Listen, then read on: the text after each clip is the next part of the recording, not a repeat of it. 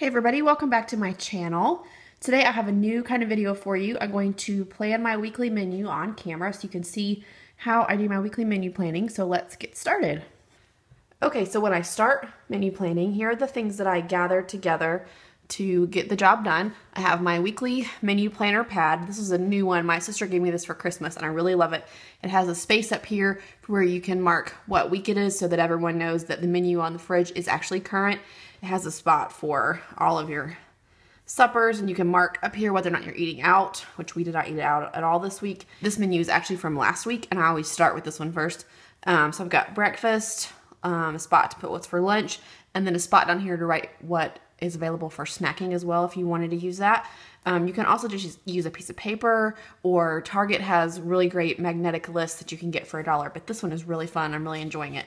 So I always grab my menu pad. Then I have this folder that has my recipes in it, and this is something I just started not too long ago that's been a huge help for me. I sat down one afternoon and made columns for supper, lunch, and baked goods, and I just wrote down as many things as I could think of that we like to have for supper, for lunch, and things I like to bake. I also looked at my blog because I post my weekly menu, and I have for over a year, so I had a pretty good log of the things that we have eaten and enjoyed. I just wrote them all down in here, just scribbled them on paper, and I ended up having another column of supper here. And my eventual goal is to put this in a spreadsheet or some kind of computer document, and then go on to the places where this is stored. Like if I, for instance, let's see, Tuscan sausage and bean soup, that is a recipe that's posted on someone's blog. And I want to go and copy that recipe and just put it on a Word document for my personal file, not to share my blog or anything because it's not my recipe, but just to have in case that person's blog goes down and I was planning on making that recipe, that way I can still have access to the recipe even if the internet's down or something like that. So I want to do that eventually, but for now this works pretty well. And I also have written on here if the recipe is in a cookbook like Southern Plate, or I have it on Pinterest, have a little P next to it, my own little kind of code, just helps me. And this has been really, really helpful when I sit down and think, what in the world are we going to have for supper? I have all these options of things that I know we really like. Then I also just have in here just kind of like a mess of papers and recipes, things that I have pulled out of magazines that I want to try, or things that I've just thought of like, oh, that sounds really good, that I've just pulled out of my recipe file and put in here.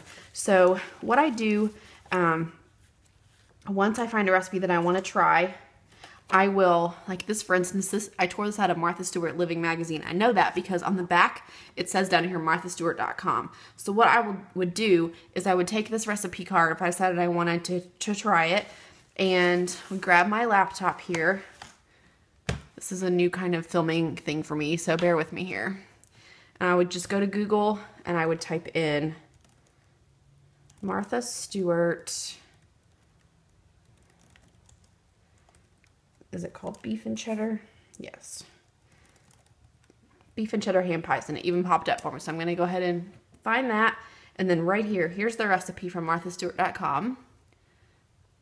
And then I would just pin that right to my recipes. I have the little Pinterest toolbar up here. Find a good picture of it, click pin it, and I'm going to put it on my recipes to try Pinterest board. That way, if I'm shopping and I need to reference the recipe, it's already here in Pinterest. And I know that this recipe uses puff pastry. So if I happen to be in the grocery store and I see that puff pastry is on sale, or maybe marked down as a quick sell kind of item, I can pull this recipe up on my phone on my Pinterest app and see if there's anything else that I want to pick up in the store while I'm there to go ahead and make this recipe. So that's why I put them on Pinterest. It's just helpful for me. So I keep all these in here, and I can just kind of flip through. Let me get this back where you can see it. There we go. Flip through the recipes here and see if there's anything I want to make from my folder. And then again, I mentioned this a second ago, but I will also pull up my Pinterest. I have 2 different boards that I reference when I'm making my menu. My successful recipes board, things that I have made that we liked, and the recipes to try. I'll look through that and kind of see if there are things I want to try during the coming week. So that's what I use just for my own reference. What I do then is I take last week's menu and I just tear it off, and I'm gonna write my idea on the back of this paper so I don't mess up this one because it's so pretty. This is kind of like tedious. You don't have to do it this way, but this is just what I like to do. Now I know I've mentioned this before in other videos, but I grocery shop first.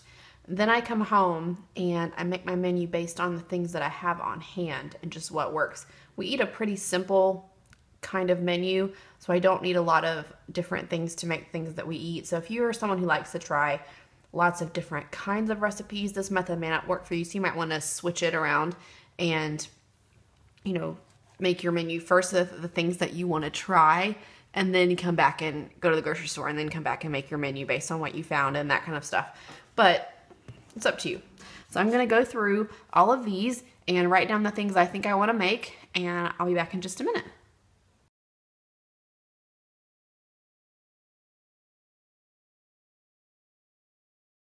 I've just listed out a few things with the dates I think that it might work. I also have to look at our calendar and see what nights we're going to be working late, or if we have something going on in the evening, or just whatever our schedule dictates that we would need to have meals at different times. So I'm just going to take this and put it on to my menu plan for this week.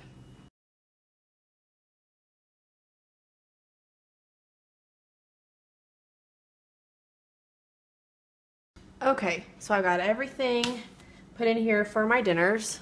I also think about things that I have might be going bad that I want to use up quickly. Like if I know the French bread is not going to last very long, I'll put that earlier in the week, or that kind of thing, just to make sure that I use up things before they go bad. Then I'm going to put in here what is it for breakfast. Lunch options, because my husband eats lunch at home, comes home from work to eat lunch, so that way he knows what's available for him and that he doesn't eat the things that I plan for supper for his lunch, because that would mess everything up. So that's what I'm going to do now.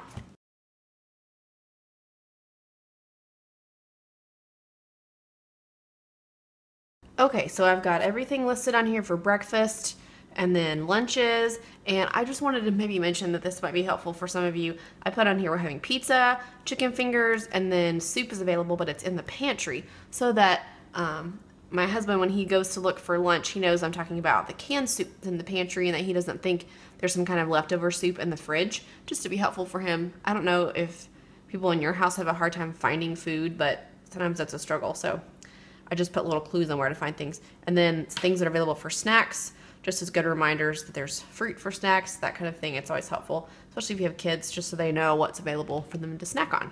So I hope this was helpful for you. I hope that you will take the time to do some weekly menu planning. It makes a huge difference in how our week goes, I know for sure. So if you would like more information on how I menu plan, I have another video that I will link for you. You can also see the grocery haul that shows the groceries I use to make this menu. I will link that for you as well in this video. And if you want to see this week's menu or the other menus that I posted on my blog, I will have those linked below as well. Thanks so much for watching. I hope you're having a great week. And if you have any questions for me about menu planning, please leave them in the comments below and I'll be glad to answer them for you.